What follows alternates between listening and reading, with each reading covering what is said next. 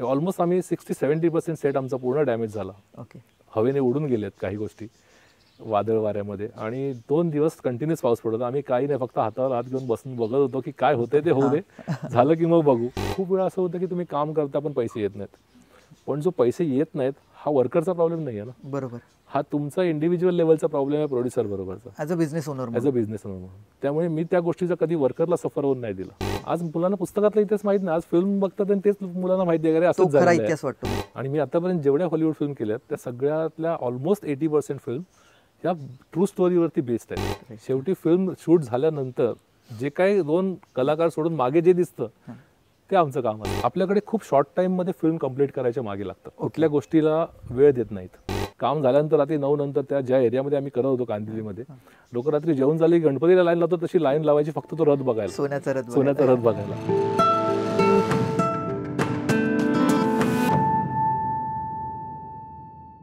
नमस्कार, मी संकेत नाईक आणि स्वागत आहे तुमचं माझा मराठी उद्योजकच्या आणखीन एका या नवीन पॉडकास्टमध्ये. ताज हॉटेलच्या अटॅकवर एक फिल्म बनली होती, हॉटेल मुंबई, ज्यासाठी ऑस्ट्रेलियन डिझायनर गिल्ड अवॉर्ड म्हणून सन्मानित केले गेलेले एक मराठी व्यक्तिमत्व आज आपल्यासोबत आहे. त्यासोबतच 2 Hollywood movies, zero dark 30 and the best exotic marigold hotel, ह्या दोन्ही फिल्मसाठी प्रोडक्शन डिझायनर म्हणून त्यांना ऑस्करचं नॉमिनेशनसुद्धा मिळालं आहे. असं एक मराठी व्यक्तिमत्व आज आपल्यासोबत आहे, आपल्यासोबत गप्पा मारल्यात. एखादी जेव्हा फिल्म बनते तेव्हा त्याच्या बनण्यामागे किंवा त्याच्या सक्सेसमागे पडद्यावरचे कलाकार जितके महत्त्वाचे आहेत तितकेच पडद्यामागचे कलाकार किंवा जी पूर्ण टीम आहे ती तितकीच महत्त्वाची आहे. तर ह्या सगळ्या फिल्म मेकिंगच्या प्रोसेसमधलं प्रोडक्शन डिझायनिंग म्हणजे काय आणि एक प्रोडक्शन डिझायनर म्हणजे नक्की काय करतो हे सगळं डिटेलमध्ये आणि त्यामागची खूप सारी गंमत जाणून घेतली आहे आपल्या आजच्या गेस्टकडनं. तर चला भेटूया, ऐकूया आपले आजचे guest, production designer mister Dilip More, को फाउंडर D3 दी आर्ट टीम.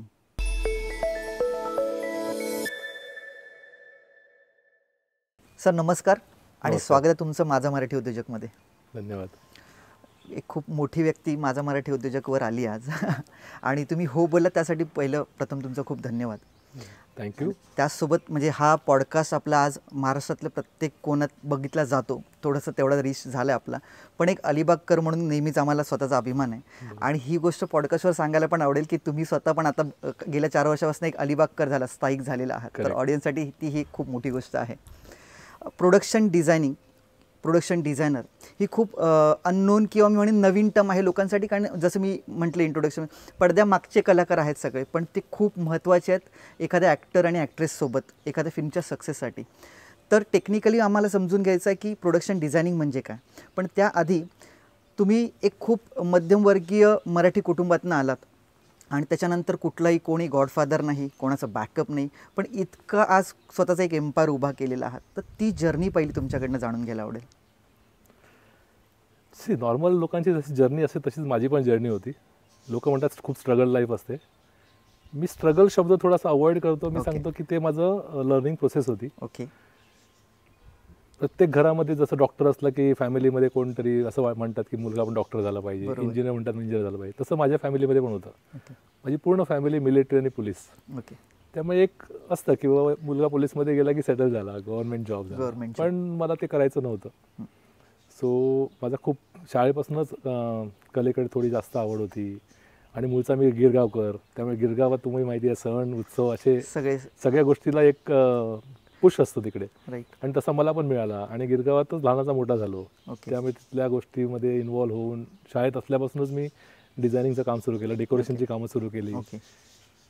ज्या सोसायटीत राहायचं होती ते एक प्रकाश कडून म्हणून एक ग्रस्त होते, ते अतिशय त्यांचा हात थर्मोकोल डिझायनिंगमध्ये उत्तम होते, त्यांच्याकडे शिकलो खूप. मग मी माझं इंडिव्हिज्युअल काम करायला लागलो. पण जसं 12वी झाल्यानंतर जसं मी म्हटलं की पोलीसमध्ये भरती व्हायला पाहिजे, तसे माझी पण वेळ आली की चला आता भरती व्हायला पाहिजे, पूर्ण करण्याची वेळ. पण थोडंसं भांडून म्हणा किंवा थोडंसं त्यांची ओळीचं न करता मी माझी लाईन चेंज केली आणि मला शाळेतल्या सरांनी सांगितल्यामुळे मी थोडंसं आर्ट कॉलेजकडे जास्त लक्ष दिलं. आणि मग माझा आर्ट प्रवास सुरू झाल्यानंतर मग जसं तुम्ही म्हणता स्ट्रगल, पण नंतर माझा खरा एक्सपिरियन्स घ्यायचा टाईम सुरू झाला. मग फाउंडेशन झालं, डिप्लोमा झाले, मग डिग्री केली. सो सेम टाईम शिकण्यासाठी लागणारा खर्च कसा जमा करायचा, बरोबर, त्यासाठी मग कामं सुरू झाली त्याच वयात. आणि ती कामंचा तो एक्सपिरियन्स, ते मिळालेले पैसे, याचा सगळ्यासाठी तो शिक्षणाचा जो काय खर्च झाला म्हणा किंवा तो एक्सपिरियन्स घेतला म्हणा. आणि जेव्हा शिकत होतो तेव्हा कामं करायला पाहिजेत म्हणून कोणाकडे असिस्ट म्हणून जायचं, कोणाकडे सेटवरती जाऊन कामं करायची, हेल्पर काम करायचं, असं करत करत त्या फील्डमध्ये मी आलो. ओके. आणि लहानपणापासून 3D बनवायची खूप आवड होती, त्यामुळे सेटकडे जास्त कॉन्सन्ट्रेट झालं माझं. कारण तसं माझं डिग्री फोटोग्राफीमध्ये झाली आहे. अच्छा. म्हणजे मी ॲज अ फोटोग्राफर म्हणून ग्रॅज्युएट कंप्लीट केलं, पण 2 वर्ष मी फोटोग्राफर मी जे स्कूल ऑफ आर्टमधून केलं. जे स्कूल ऑफ अप्लाइड आर्टमधून मी कमर्शियल्स केलं आणि माझं स्पेशलायझेशन फोटोग्राफी होतं. सो त्यानंतर मी 2 वर्ष 3 वर्ष केली फोटोग्राफी, नाही असं नाही. काही फॅशन मॅगझिनसाठी केली, काही इंडिव्हिज्युअल पोर्टफोलिओसाठी केली, इंडस्ट्रियल केली, पण तिकडे मन रमत नव्हतं. कारण आवड सगळी इकडे होती की फिल्मकडे करायचं आणि आर्ट डायरेक्शनमध्ये करायचं. सो हळूहळू मग त्याच हिशोबाने कुठे जर काम मिळेल त्यांच्याकडे जाणं झालं. तिथे सिरियलसाठी सुरुवाती चालू केल्या, सिरियलला असिस्ट म्हणून चालू केलं. तिथे एक खूप असं 1 वर्ष 1.5 वर्ष घालून असं वाटायला लागलं की आपण तेच करतोय, नवीन काही क्रिएटिव्ह करायला वाव नव्हता. मग हळूहळू ॲडव्हर्टायझिंगमध्ये आलो. ओके. ॲडव्हर्टायझिंगला खूप कामं करायला मिळाली आणि खूप एक्सपिरियन्स मिळाला. नवीन नवीन ॲड्ससाठी नवीन नवीन सेटअप्स, नवीन थॉट्स. आपण जे टीव्हीवर जे ॲड्स बघतो, तुम्ही जाहिराती म्हणतो आपण. ओके, जाहिराती. आणि सेम टाइम ते चालू असताना 1-2 वर्ष केल्यानंतर मला एक फॉरेन फिल्म करायचा चान्स मिळाला ॲज अ असिस्टंट म्हणून. ओके. आणि मग तिथे मी काम केलं आणि देन त्या फिल्ममुळे खरं म्हणाल तर माझ्यासाठी सगळे दरवाजे उघडे झाले. टर्निंग पॉईंट होता तो की द फॉल नावाची फिल्म होती. ओके. आणि त्यासाठी मी काम केलं आणि ते जवळजवळ आम्ही 1 वर्ष 6 वर्ष ते काम चालू होतं. आणि त्यानंतर खरा एम फिक्स झाला, काय करायचं ते फिक्स झालं, लोकांना मी कळलो. आणि त्यानंतर मग मी माझी कंपनी चालू केली, जे D3 द आर्ट टीम नावाची, ज्या कंपनीच्या अंडर माझी वाईफ पण सेम प्रोफेशनमध्ये आहे. सो आम्ही दोघांनी मग कंटिन्युअसली ही कामं चालू केली. सो एक फिल्म केल्यानंतर कसं असतं ना की तुमच्याकडे त्या पॉईंट ऑफ व्ह्यूने लोक बघायला सुरुवात करतात की तुम्ही फॉल नावाची फिल्म आज एक खूप एक माइलस्टोन आहे. ओके. सो त्या फिल्म बघतानाच लोकांना कळतं की तुम्ही किती काम केलं ॲज अ आर्ट म्हणून. सो ते केल्यामुळे कदाचित पुढची कामं मिळणं तसं सोपं गेलं. नवीन लोकांबरोबर काम करायला, नवीन चांगल्या मोठ्या मोठ्या डायरेक्टर्सबरोबर काम करायला मिळालं. प्रत्येकाबरोबर काम करण्याचा एक्सपिरियन्स वेगळा असतो. बरोबर. आणि त्या एक्सपिरियन्स जर तुम्ही जेव्हा शेअर करता, तुम्ही तुमची कामं एक्झिक्यूट करायला सुरुवात करता, तेव्हा तुम्हाला खूप पुश मिळतो, जो मला मिळाला आयुष्यात. आणि आज एवढ्या फिल्म झाल्यात, एवढी वर्ष काम झालेलं आहे. सर एक्झॅक्टली म्हणजे थोडंसं आपल्या ऑडियन्ससाठी पण टेक्निकली पण साध्या सोप्या मराठी भाषेत की प्रोडक्शन फिल्म लाईनमध्ये किंवा त्या फिल्म मेकिंगच्या प्रोसेसमध्ये एक्झॅक्टली प्रोडक्शन डिझायनिंग म्हणजे काय, थोडंसं सोप्या भाषेत म्हणजे लोकांना एक थोडंसं बेस रेडी होईल. करेक्ट. कसं असतं की तुम्ही जेव्हा फिल्म बघायला जाता, तुम्ही ॲक्टर बघता त्याच्यावरचे, जसे बायका बघतात की ॲक्ट्रेसने काय साडी घातली, काय दागिने घातले, तसं आम्ही जेव्हा फिल्मची स्क्रिप्ट येते तेव्हा आम्ही एक पूर्ण त्या फिल्मचं व्हिज्युअल तयार करतो. हे आमचं काम आहे की ती फिल्म कशी दिसायला पाहिजे, लोकांनी कशी बघितली पाहिजे. मग ते कुठला सीन आहे, त्याच्या मागे बॅकग्राऊंड काय असायला पाहिजे, तो कुठे घडला पाहिजे, जर ते घर आहे, हॉस्पिटल आहे, स्मशान आहे, वॉटेव्हर, तर ते तुम्ही व्हिज्युअलाइज करायचं असतं. आणि ते व्हिज्युअलाइज करून झाल्यानंतर तसे लोकेशन शोधणं किंवा तसे लोकेशन नाही मिळालं तर ते लोकेशन क्रिएट करणं. बरोबर. लोकेशन मिळालं तर त्याला तुमच्या स्क्रिप्टच्या हिशोबाने त्याला टर्न करणं. ओके. ह्या सगळ्या गोष्टी आमच्या प्रोडक्शन डिझायनरच्या अंडर येतात. शेवटी फिल्म शूट झाल्यानंतर जे काही 2 कलाकार सोडून मागे जे दिसतं ते आमचं काम असतं.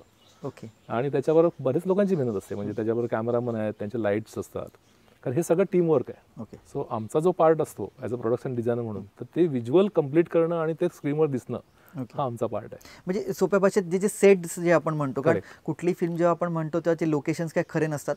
ठीक आहे, काही टक्के खरे असतील, पण मग कुठे कधी महल आहे, कुठला किल्ला आहे, तर हे सेट्स असतात. तर हे सेट्स तुम्ही बनवता. बरोबर. म्हणजे काय प्रॅक्टिकली ते उभे करता असं म्हटलं तरी बरेच वेळा बनवावं लागतात. सी डिपेंड्स ऑन तुमची स्क्रिप्ट काय आहे. तुम्हाला तिथे काही तोडफोड करायची आहे, तुम्हाला तिथे काही पर्टिक्युलर शॉर्ट्स असतील तर ते बनवावं लागतं. काही लोकेशन्स असे रेडीमेड आहेत, तिथे तुम्हाला शूटिंग करताना खूप इन्स्ट्रक्शन्स असतात की तुम्ही लिमिटेशन असतं, ह्या गोष्टी नाही करू शकत.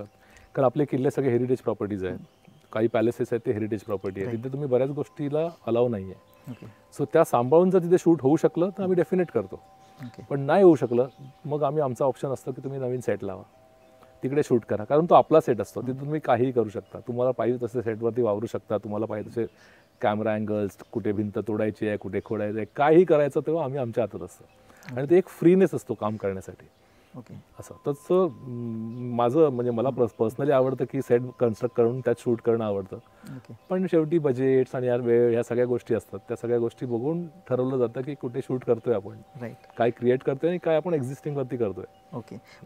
मग डिरेक्टर आणि तुम्ही जे आज रोल प्ले करताय ॲज अ प्रोडक्शन डिझायनर म्हणून, मग त्यांच्यात पण काय एक साम्य आणि काय वेगळेपण आहे? म्हणजे डिरेक्टर जो पिक्चर डिरेक्ट करतो ते तुम्ही व्हिज्युअलाइज आणि सगळं हे केल्यानंतर त्याचं एंट्री होते मूवीमध्ये की काय, कसं? नाही, पहिली डिरेक्टरची एंट्री होते. ओके.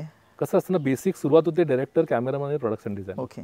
या 3 लोकांचं मिळून हे सगळं बाळ असतं जे फिल्म तुम्ही बघता, जे मेन पिलर्स आपण म्हणू शकतो. ओके. आणि मग जेव्हा बेसिक स्टेबलवरती जेव्हा सुरुवात होते या गोष्टीची, तेव्हा ह्या गोष्टी प्रत्येक शॉट्सवर, प्रत्येक अँगलवरती डिस्कशन्स होतात. ओके. आणि त्या डिस्कशनच्या नुसार आम्ही आमचे डिझाईन्स ठरवतो, कॅमेरामॅन त्यांचे अँगल्स ठरवतो, त्यांचे लाइटिंग ठरवतो, मूड ठरवला जातो फिल्मचा, एक प्रॉपर स्टोरी बोर्ड तयार होतो, प्रॉपर मूड बोर्ड तयार होतो की कुठली काय कलर स्कीम असेल, काय फील असेल. ह्या सगळ्या गोष्टी जेव्हा तुम्ही प्री चालू करता त्याच्या आधी होतात, आणि हे सगळं फायनल झाल्यानंतर तुम्ही सेटची कामं सुरू करता. त्यामुळे कोण असं अचानक येऊन त्यात इन्व्हॉल्व्ह होत नाही, कारण हे प्रत्येकाचे इनपुट्स आहेत. आणि director is a captain of the ship म्हणतात, त्यासाठीच म्हणतात की he is the main guy who visualise the film. त्याला सांगतो की मला असं असं व्हिज्युअल आहे, मला असं पाहिजे, सो ते कसं पाहिजे ते द्यायचं काम आमचं आहे. ओके. सर, मी आर्ट डिरेक्टर ही टर्म आधी ऐकली होती. प्रोडक्शन डिझायनर तुमच्याशी जेव्हा भेट झाली तेव्हा कळलं की प्रोडक्शन डिझायनर म्हणून आता एक ही टर्म आहे. तर मग दोन्हीमध्ये नेमकं फरक काय आहे? म्हणजे आर्ट डिरेक्टर काय आणि प्रोडक्शन डिझायनर? खूप वर्ष इंडियामध्ये आर्ट डिरेक्टर हीच पोस्ट होती. ओके. अजूनही लोक इंडियामध्ये आर्ट डिरेक्टर म्हणून पोस्ट करतात. प्रोडक्शन डिझायनर ही पोस्ट आपल्याकडची नाही आहे. अच्छा. ही पोस्ट बाहेरून आलेली पोस्ट आहे. आपल्याकडे आर्ट डायरेक्टर म्हणून काम करताना कसं होतं की तुम्ही बरेच वेळा कॅमेरामन त्याचे इनपुट देतो आणि ते आर्ट डायरेक्टर फॉलो करतो, किंवा डायरेक्टर इनपुट देतो ते आर्ट डायरेक्टर फॉलो करतो. पण बाहेर तसं होत नाही. बाहेर प्रोडक्शन डिझायनर ही एक पोस्ट असते त्याचे इनपुट्स खूप इम्पॉर्टंट असतात, आणि त्याच्या इनपुटनुसार बाकीच्या फिल्मचं प्लॅनिंग केलं जातं. तसं आपल्याकडे खूपदा होत नाही आजही. आता सगळे पोस्ट लावतात, पण पोस्ट लावण्यामागे ते काय काम आहे ह्याचं बऱ्याच लोकांना तसा अजून अंदाज नाही आहे. कारण कसं आहे ना की आपण आता हॉलिवूड मूवी बघणं इझी झाले लोकांना, तुमच्या कॅमेरामध्ये, तुमच्या मोबाईलमध्ये आलेले आहेत, तेव्हा क्रेडिट टायटलमध्ये दिसतं तुम्हाला की प्रोडक्शन डिझायनर आहे. पण ते प्रोडक्शन डिझायनरचं एक्झॅक्ट जे काम आहे ते आपल्याकडे नाही होत. ओके. ही माझी खंत आहे खरी, कारण तसं व्हायला पाहिजे, तर आपल्याकडच्या फिल्म अजून व्हिज्युअली खूप चांगल्या दिसतील. आता कसं आहे ना की ॲक्टर सांगतो, कधी डिरेक्टर सांगतो, कधी कॅमेरामन सांगतो, मग त्या हिशोबाने लाल मारो पिला मारो, मग तसं होतं. तसं नाही व्हायला पाहिजे. बरोबर. सो असं माझं प्रामाणिक मत आहे. मी तुम्हाला तोच प्रश्न विचारणार होतो, पण तरी पण तो विचारतो कारण बाकी पण गोष्टी काही असतील. कारण तुम्ही बऱ्याच मराठी फिल्मसुद्धा केलेल्या आहात. बालक पालकसारखी खूप जी गाजलेली मूवी आहे, त्यासोबत बॉलिवूड मूवीज पण केल्या. त्याच्यातली एक खूप माझी आवडती म्हणजे लक्ष. बऱ्याच आणखीन मूवीज आहेत, सगळ्यांचे नावं आता आपण लिस्ट देऊ समजा डिस्क्रिप्शनमध्ये ऑडियन्ससाठी. आणि त्यासोबत हॉलिवूड मूवीज पण केल्यात. म्हणजे 3 वेगळ्या इंडस्ट्रीज तुम्ही कव्हर केलेल्या. तर तुमचं काय ऑब्झर्वेशन आहे? जसं तुम्ही म्हणाल ही एक गोष्टीची खंत आहे की काय वेगळेपण आहे प्रत्येक इंडस्ट्रीमधलं, म्हणजे चांगलं असेल वाईट असेल, तुमच्या एक पर्स्पेक्टिव्हनी जाणून घ्यायचं आहे. कसं आहे ना, प्रत्येक इंडस्ट्रीमध्ये प्रत्येक फिल्म जेव्हा होते तेव्हा त्याची जी टीम असते ना, ती प्रत्येकजण आपलं बेस्ट द्यायचाच प्रयत्न करतात. बरोबर आहे. हो. कोणी असं म्हणत नाही की चल करून टाकू फिल्म. राईट. प्रत्येक टेक्निशियन, प्रत्येक ॲक्टर, प्रत्येक डिरेक्टर, प्रोड्युसर हा प्रत्येक वेळी हाच विचार करून फिल्म करतो की मी बेस्ट देईन. बरोबर. हे सगळं मायबाप प्रेक्षकांच्या हातात आहे की ती फिल्म चांगली आहे, वाईट आहे, चालवायची आहे, नाही चालवायची, हे सगळं प्रेक्षकांच्या हातात आहे. पण ॲज अ टेक्निशियन म्हणून मला असं वाटतं पर्सनली की आपल्याकडे खूप शॉर्ट टाईममध्ये फिल्म कंप्लीट करायच्या मागे लागतात. कुठल्या गोष्टीला वेळ देत नाहीत. खरं आपल्याकडे खूप पिरियड फिल्म तयार होतात ज्या अशा ऐतिहासिक गोष्टीवरती घडतात. त्याच्यासाठी तुम्हाला वेळ लागतो, रिसर्चसाठी, ते क्रिएट करण्यासाठी. तो वेळ नसतो आपल्याकडे, मुळात वेळ नसतो आणि पैसा पण नसतो. त्यामुळे त्या गोष्टीवरती खूप लिमिटेशन्स येतात. मी कोणाला आर्ट डायरेक्टरला किंवा कोणाला प्रोडक्शन डिझायनरला दोष नाही देत. मी दोष असा आहे की तुम्हाला जर वेळ मिळाला, तुम्हाला पैसा मिळाला तर ते लोक करू शकतात, पण ते नाही होत. हा जो वेळेचा जो प्रकार आहे ना, हा खूप मारक असतो. कारण जो तो मिळालेल्या वेळेत आणि मिळालेल्या पैशातच काम करणार, त्यामुळे त्याची क्वालिटी कमी होते. आणि ती नॉर्मल पब्लिकला नाही दिसली तरी आपल्यासारखे क्रिएटिव्ह लोक जेव्हा फिल्म बघतात तेव्हा त्या गोष्टी कळतात की तुम्ही कुठे शॉर्टकट मारलाय किंवा कुठे प्रॉपर काम केलंय. आमच्यासाठी सगळ्या फिल्म तशाच असतात. हा, एक्झॅक्टली. नॉर्मल पब्लिक बघताना बॅकग्राऊंड मध्ये तेवढं लक्ष देणार नाही, किंवा मागे काय बॅकग्राऊंडला सॉंग चालले त्याच्यावर लक्ष देणार नाही. पण त्यांचा मेन ऍक्टर असतो, तो काय करतोय, तो काय घालतोय ह्याच्याकडे लक्ष असतं. बरोबर. पण आपल्यासारखी लोक जेव्हा फिल्म बघतात तेव्हा त्या गोष्टीला फरक पडतो असं. सो जसं तुम्ही म्हणा बॉलिवूड मी सुद्धा एकच फिल्म केली, लक्ष तुम्ही म्हणत तशी. मी तिथे नाही सूट झालो कारण माहीत नाही, सेम रिझन असेल, प्रिपरेशनला वेळ नसतो, ओके, रिसर्चला वेळ नसतो. आणि मी आतापर्यंत जेवढ्या हॉलिवूड फिल्म केल्यात त्या सगळ्यातल्या ऑलमोस्ट 80% फिल्म ह्या ट्रू स्टोरीवरती बेस्ड आहेत, ट्रू इव्हेंट्सवरती बेस्ड आहेत. त्यामुळे त्यात रिसर्च करणं भाग आहे. काय ना, तुम्ही खोटं दाखवण्यापेक्षा जे खरं आहे ते दाखवा आणि तर लोकांपर्यंत ते खरं पोचेल. आपल्याकडे जे बऱ्याच बॉलिवूड फिल्म होतात ज्या कुठल्या तरी आपल्या म्हणतात योद्ध्याच्या नावाने करतात किंवा कशाच्या नावाने, आणि त्याचं चुकीचं वर्णन तिथे केलेलं असतं जे नवीन पिढीला तेच माहिती असतं की अरे त्या फिल्ममध्ये हे दाखवलंय. पण त्याच्यामुळे तुम्ही किती लोक म्हणजे नवीन पिढीची किती वाट लावताय हे त्यांना कळत नाही. सिनेमॅटिक लिबर्टीच्या नावाखाली ते सगळं करतात जे नाही व्हायला पाहिजे. तुम्ही बाकीच्या फिल्म करा ना बिनधास्त, त्याच्याबद्दल काही नाही, पण तुम्ही अशा एखाद्या गोष्टीवरती, एखाद्या ऐतिहासिक गोष्टीवरती तुम्ही जेव्हा फिल्म करता तेव्हा तुम्ही त्या गोष्टीचं गांभीर्य लक्षात घेतलं पाहिजे, त्यातलं स्ट्रगल, त्यातलं त्यांनी केलेल्या त्यांची जे काय म्हणतो ना वीरता, ह्या सगळ्या गोष्टी लोकांपर्यंत पोचल्या पाहिजे, खऱ्या पोचल्या पाहिजे, आहेत तशा पोचल्या पाहिजे. एक्झॅक्टली. तर त्या तुम्ही दाखवा ना, तर लोकांना, मुलं, शाळेतली मुलं सुद्धा ती लक्षात ठेवतील. आज मुलांना पुस्तकातलं इतिहास माहित नाही, आज फिल्म बघतात आणि तेच मुलांना माहिती आहे असं इतिहास वाटतो मग असं. सो त्या गोष्टी नाही व्हायला पाहिजेत. राईट. आपण फिल्म इंडस्ट्रीबद्दल बोलतोय तर एक पटकन थोडंसं डेव्हिएट होऊन एक प्रश्न विचारतो. तुम्ही नाही बोलला तरी चालेल उत्तर द्यायला, पण एक मराठी माणूस म्हणून मला असं वाटतं कुठेतरी की आज बॉलिवूड तर खूप मोठं आहे, आज जगभरात नाव आहे आपलं, पण गेल्या काही वर्षात साऊथ मूव्ही इंडस्ट्री पण खूप मोठी झाली आहे. पण मग मराठी इंडस्ट्री कधी होणार मोठी किंवा का होत नाही आहे? नाही, असं नाही आहे. मराठी इंडस्ट्री मोठी नाही असं नाही म्हणता येणार. मराठी ब्लॉकबस्टर्स जे आपण म्हणतो ना की थोडेसे असे मेगा प्रोजेक्ट्स आपल्याला बघायला नाही मिळत. करेक्ट. आता कसं असतं ना की म्हणजे माझा जो काय अनुभव आहे त्यात मी तुम्हाला सांगतो की आपल्याकडे खूप चांगले विषय हाताळले जातात जे बाकीच्या कुठल्या इंडस्ट्रीमध्ये हाताळले जात नाहीत.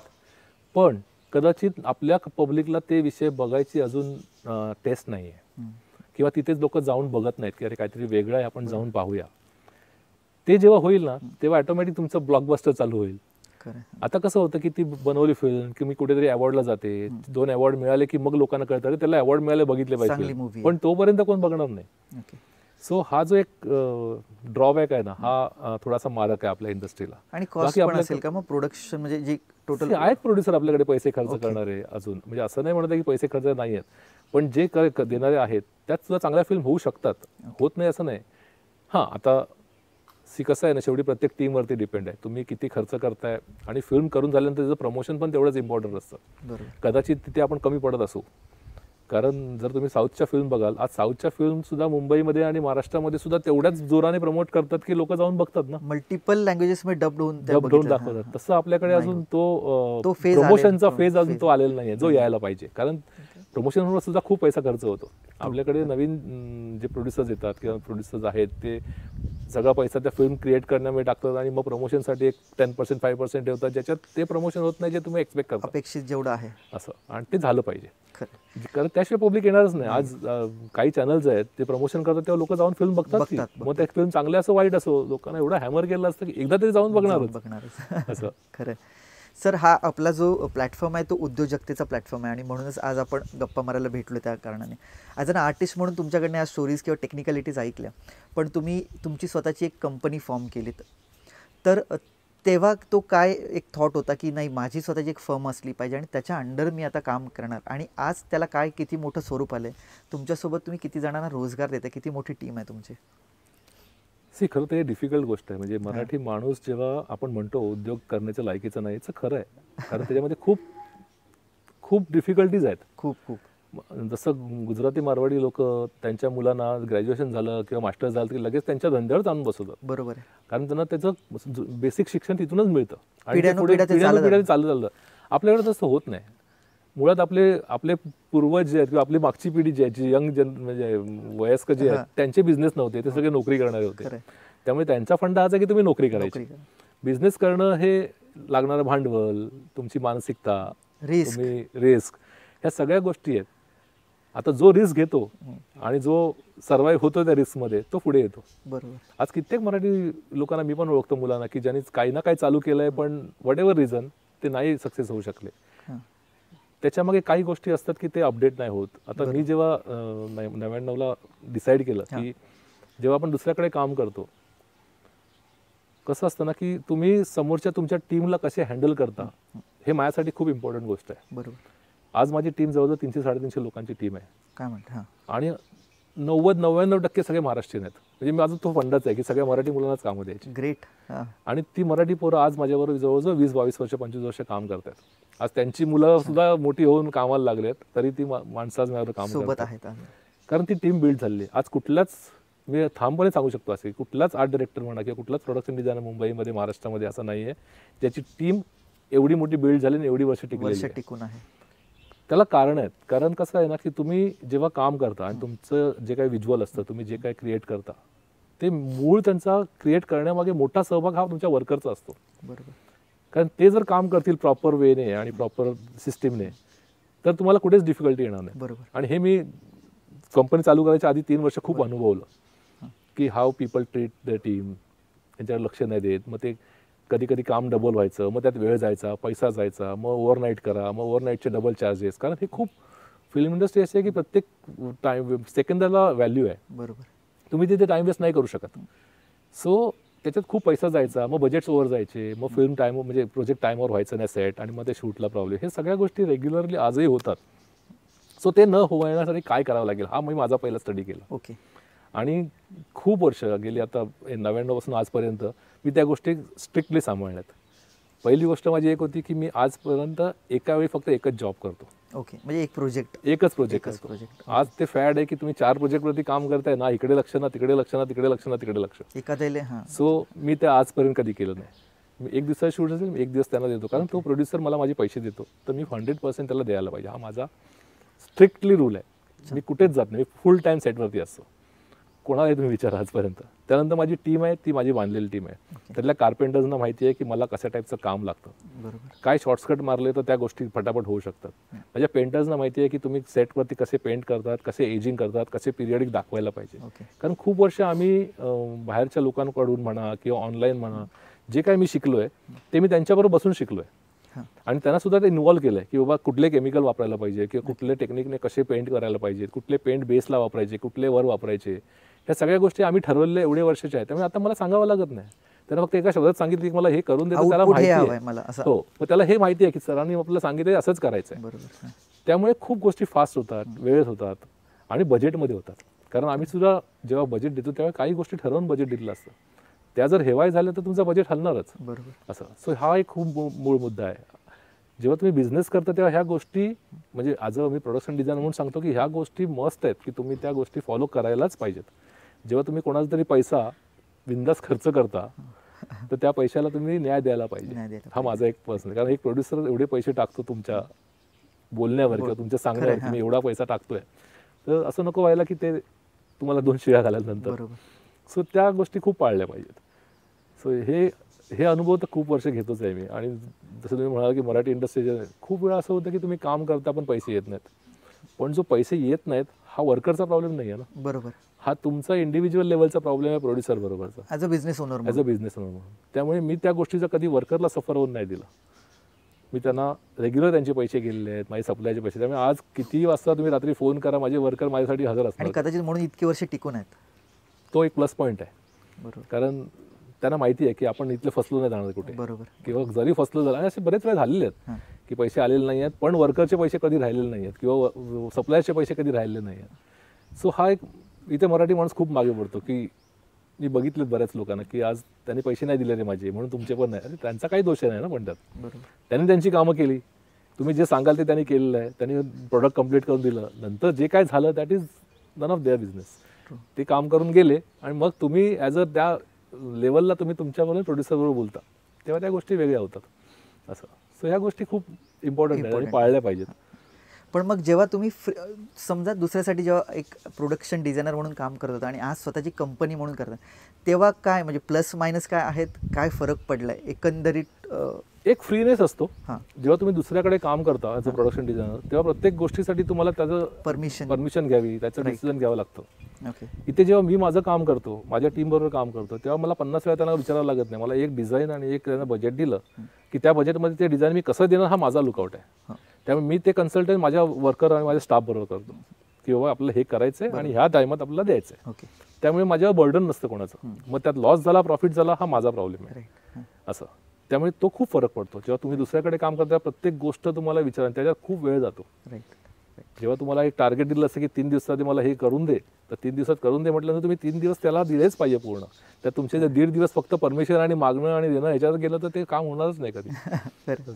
क्रिकेटमध्ये आपण एक बऱ्याच वेळेला असं बघतो की एखादा चांगला प्लेअर असतो, फॉर्ममध्ये असतो आणि त्याला अचानक कॅप्टन केल्यानंतर त्याचा फॉर्म पण जातो आणि सगळंच म्हणजे टोटल एकंदरीत आपण नाव नको घेऊया, दिग्गज लोकही पण असं आपण बघितलंय. पण तुमच्या बाबतीत तुम्ही as an individual production designer म्हणून पण जेव्हा होतात तेव्हाही सक्सेस अचीव केलं आणि आता कॅप्टन झालेला आहात, स्वतः बिझनेस ओनर, तिथेही तुम्हाला सक्सेस मिळालं असं बोलायला हरकत नाही म्हणजे मला. राईट. आणि हे असंच सक्सेस मिळत जावं पुढेही. सर मी तुम्हाला एका लाईव्ह इव्हेंटमध्ये तुमचा इंटरव्ह्यू ऐकला होता आणि तिथे तुम्ही एक खूप छान सोन्याचा रथ बनवला होता, त्याच्याबद्दल एक गंमत सांगितली होती आणि खूप मस्त एक किस्सा आहे तो. तर मला एक विनंती अशी आहे की आपल्याही या प्लॅटफॉर्मवर तो ऑडियन्सला तुम्ही किस्सा सांगावत की एक्झॅक्टली काय होतं ते. किस्सा म्हणजे कसं होतं की काही वर्षापूर्वी मी एक फिल्म केली होती जी जर्मन लँग्वेजमध्ये होती आणि जर्मनीसाठीच होती.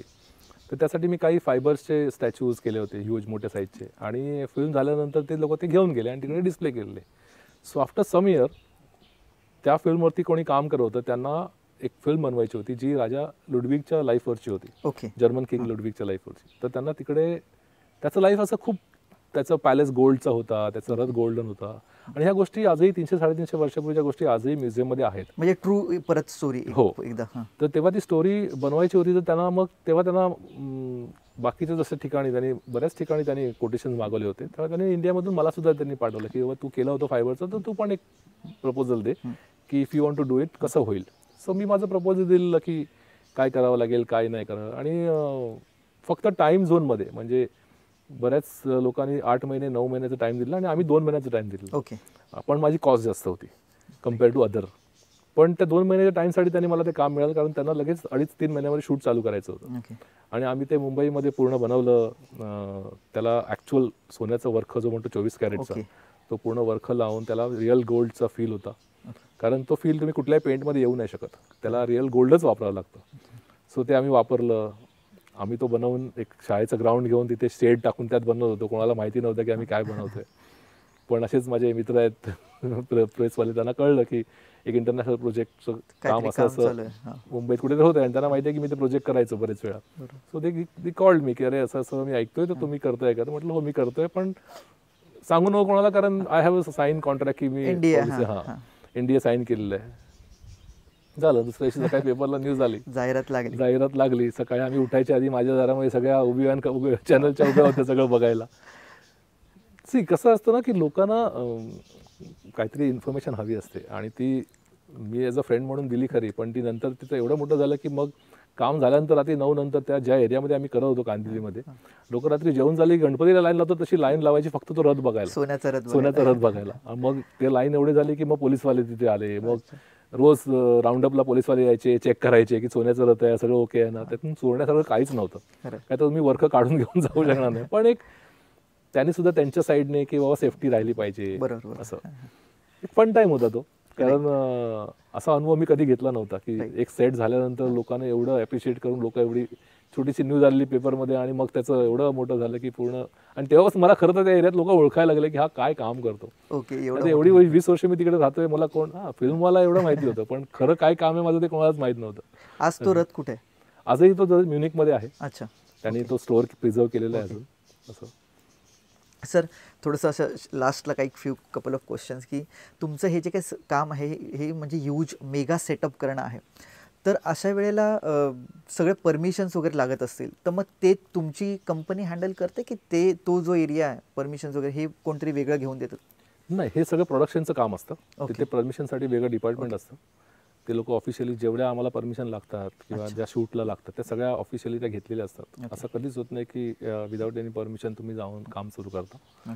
लिगल म्हणा किंवा त्या जागेची म्हणा, लोकल पोलीस स्टेशन म्हणा, जे काय असेल सगळ्या परमिशन ते लोक घेतात. त्यामुळे तो तुमचा हेडेक नाही तसा.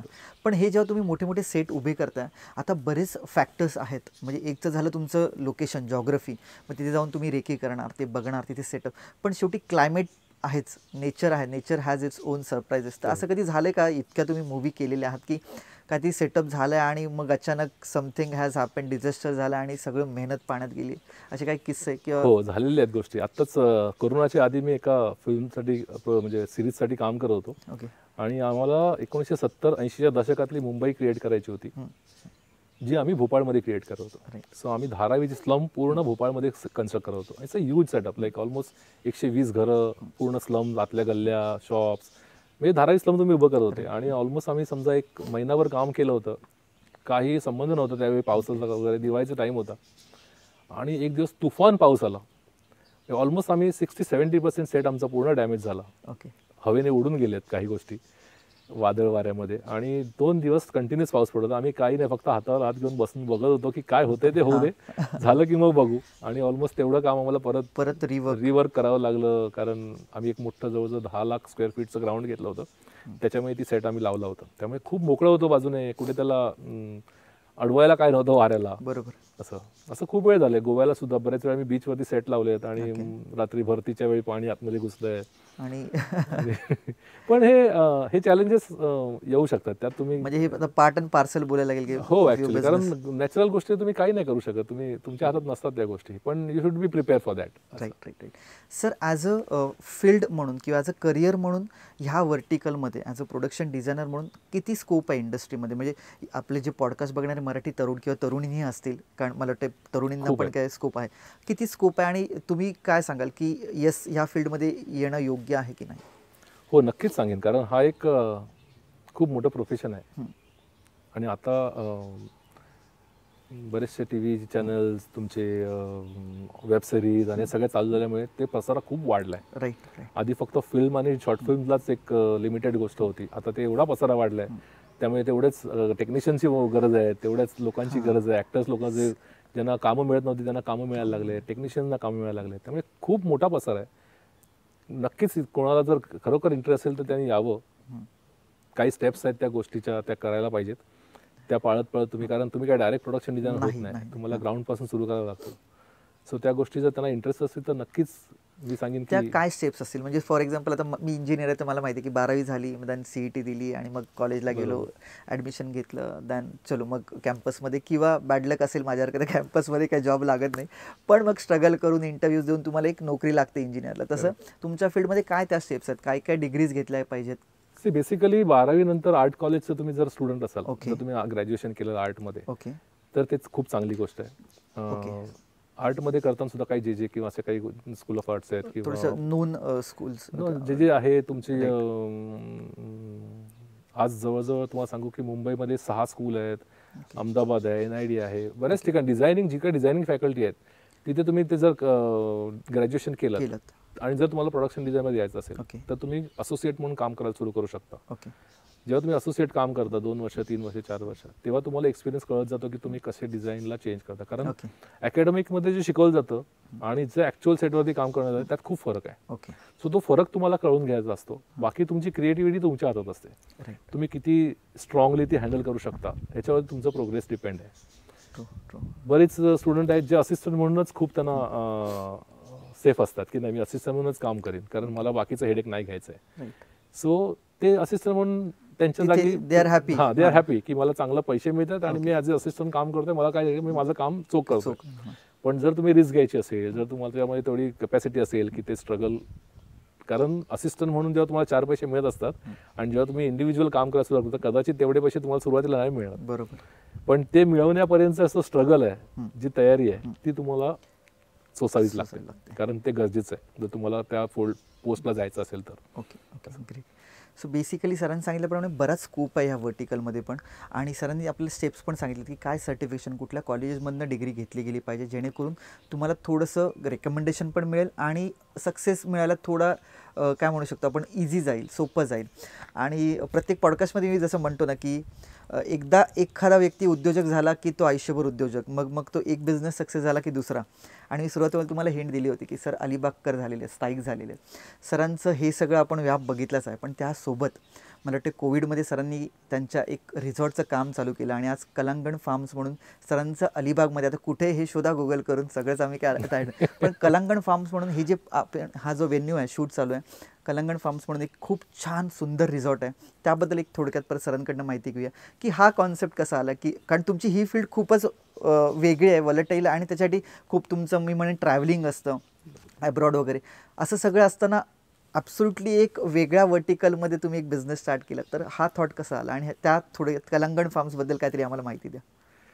हा थॉट खरं तर 10 वर्षापूर्वी आला. ओके म्हणजे माझ्या 40व्या बर्थडेला आम्ही डिसाईड केलं होतं की नेक्स्ट 10 इयर्समध्ये ओके आपल्याला काहीतरी अशी गोष्ट तयार करून ठेवायची आहे जी आपल्या रिटायरमेंट लाईफमधून कामाला येईल.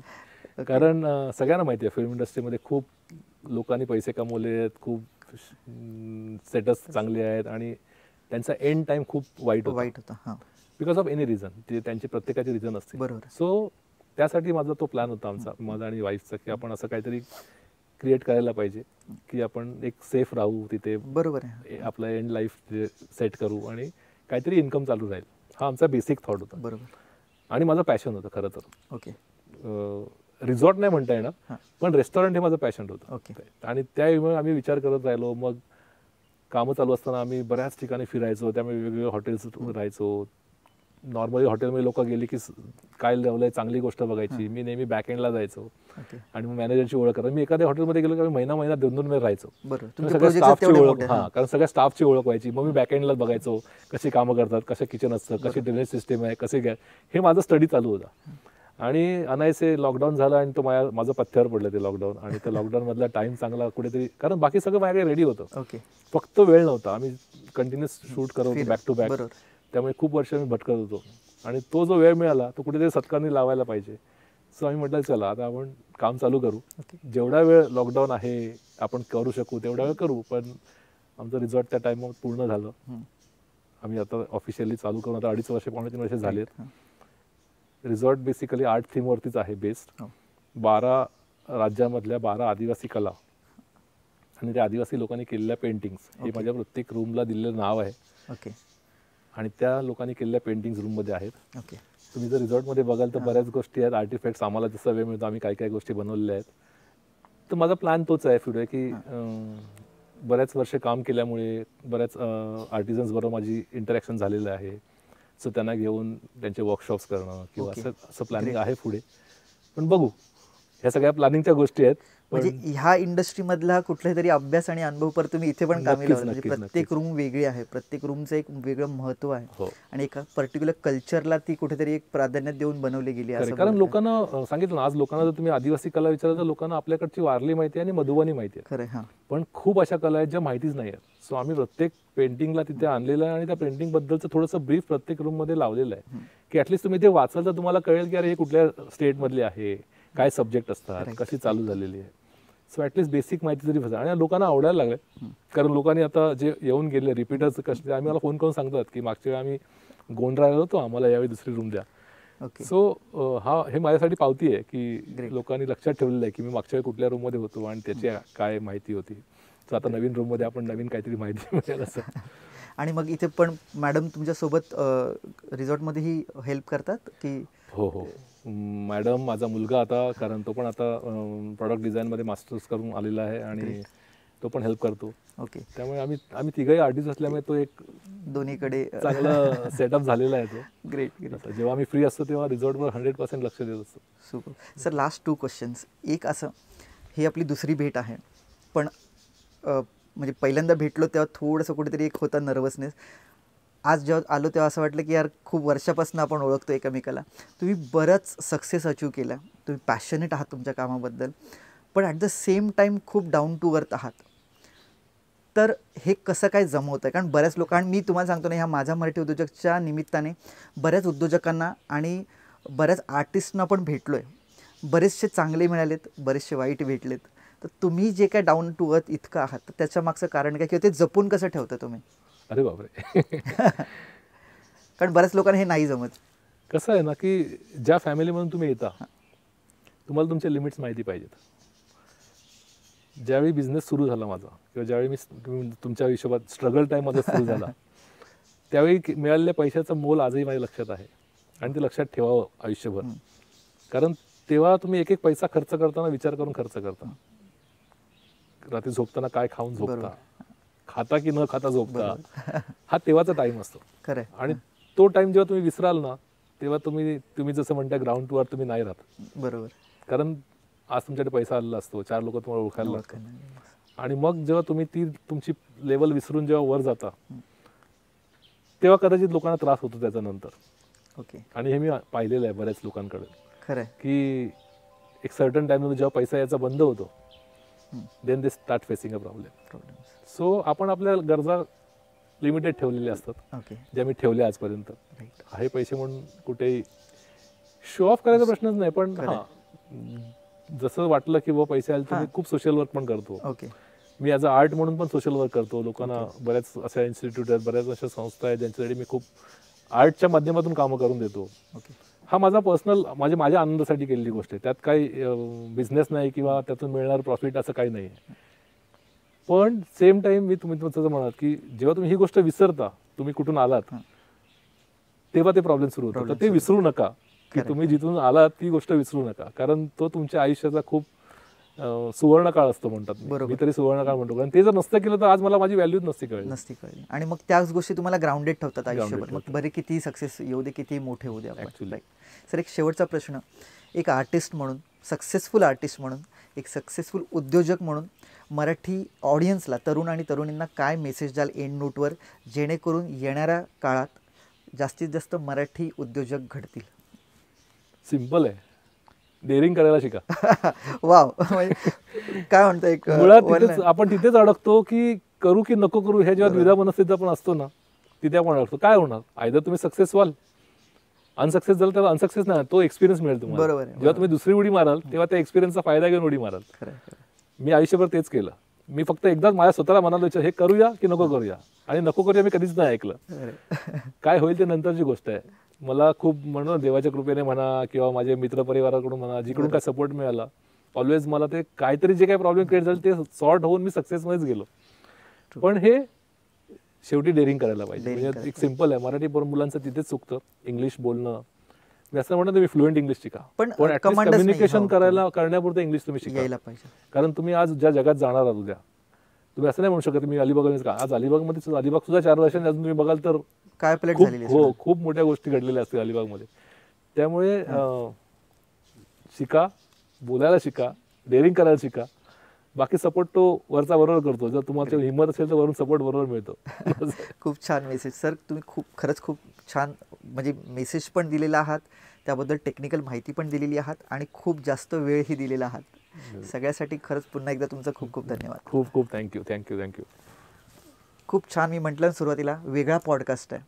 एक असा मराठी चेहरा ज्यांनी काय म्हणतात त्याला, एक असं प्रसिद्धी झोकात नाही आले, पण काम बोलताय वैसा आहे. सक्सेस खूप अचीव केला आहे, पण आज पण डाऊन टू अर्थ आहेत आणि आमचे अलिबागकर झालेले आहेत. तर हा पॉडकास्ट तुम्हाला बाकी सगळ्या पॉडकास्टसारखा आवडला असेल अशी मला आज खात्रीच आहे. त्यामुळे हा पॉडकास्ट प्रत्येकाबरोबर शेअर करा, जेणेकरून हा पण पॉडकास्ट बाकीच्या पॉडकास्टसारखा प्रत्येक मराठी घरात आणि मनात पोचेल. पुन्हा एकदा आणखीन एका नवीन पॉडकास्टमध्ये लवकरच भेटू. तोपर्यंत तुमची रजा घेतो. Signing off, Sanket Naik, CEO, Digitrix tech solutions private limited.